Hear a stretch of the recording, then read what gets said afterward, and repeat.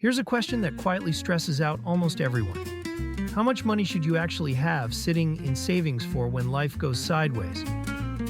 You've probably heard the phrase 3 to 6 months of expenses. But 3 to 6 months of what exactly? Your salary? Your rent? Everything you spend on a good month or a bad one? And is 6 months overkill? Or is it nowhere near enough for someone like you? The honest answer is that the right emergency fund isn't one number.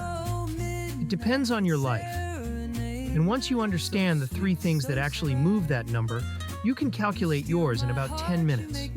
So let's do exactly that. By the end of this video, you'll have a real target, a place to keep it, and a way to build it that you'll barely feel. Step 1. Understand what an emergency fund really is, and why it's the foundation everything else sits on. An emergency fund is a pile of cash you set aside for genuine, unexpected, necessary expenses. The car transmission dies. You lose your job. A medical bill shows up that your insurance didn't fully cover. These are the moments the fund exists for. It is not a vacation fund, not a great deal on a TV fund, and not your everyday spending account. It's boring on purpose. Now here's why this is the foundation of your entire financial life, and not just a nice-to-have. When an emergency hits, and you don't have cash for it, the money has to come from somewhere. And for most people, somewhere means a credit card or a high-interest loan. As we covered in our earlier videos on credit cards and high-interest debt, that's the exact trap that's so hard to climb out of. You borrow at a punishing interest rate to cover one bad week, and you spend months, sometimes years, paying it back with interest stacked on top. So an emergency fund isn't really about the emergency.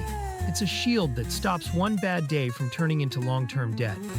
That's why financial guidance, including from the Consumer Financial Protection Bureau, consistently points to emergency savings as one of the first things to build, even before you go all in on other goals.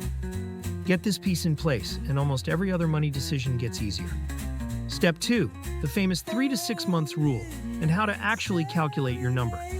You've heard it everywhere, so let's be precise about it. 3 to 6 months of expenses is a rule of thumb. That's it.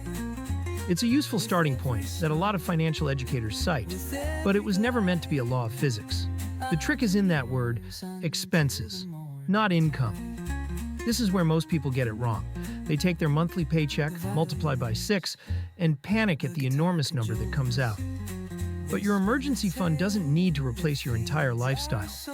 It needs to cover your essential expenses, the stuff you genuinely cannot skip if your income disappeared for a while.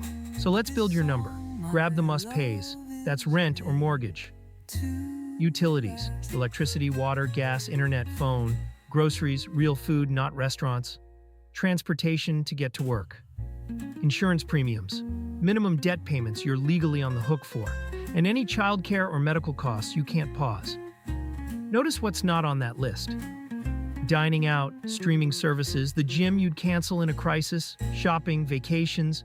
In a true emergency, those pause. So add up only the essentials. That total is your 1-month survival number.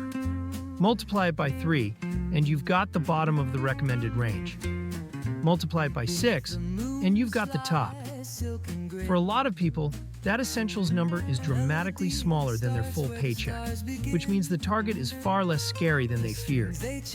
Now, the only question left is, where in that 3 to 6 range should you land? That's steps 3 and 4. Step 3, when you need more and when you can get away with less. The 3 to 6 range exists because people's lives aren't the same, and the deciding factor is one thing: how stable and how replaceable is your income. The shakier your income, the closer to 6 months, or beyond, you want to be. The steadier it is, the closer to 3 you can comfortably sit. Lean toward the higher end. 6 months or more, if any of these sound like you. Your income is variable. You're a freelancer, you work on commission, your hours swing month to month, or a big chunk of your pay is bonuses. You're a single earner, one income supporting yourself or your whole household, with no backup paycheck if it stops. You work in a volatile industry where layoffs come in waves, or your skills would take a long time to re-employ, meaning a job search could stretch out for months. You can lean toward the lower end, around 3 months, if your situation is genuinely stable.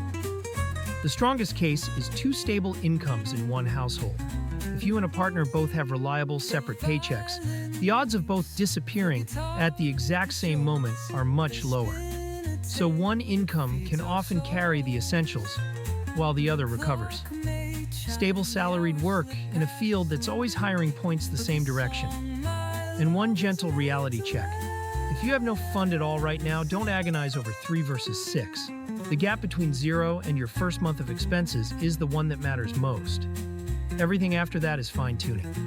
Step 4. Where to actually keep this money. Because where you put it matters almost as much as how much you save. Your emergency fund has exactly 3 jobs. It needs to be liquid.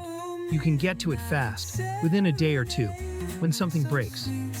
It needs to be safe, the balance shouldn't drop right when you need it, and it needs to be separate, far enough from your daily spending that you're not tempted to nibble at it. The tool that does all 3 is a high-yield savings account, and HISA.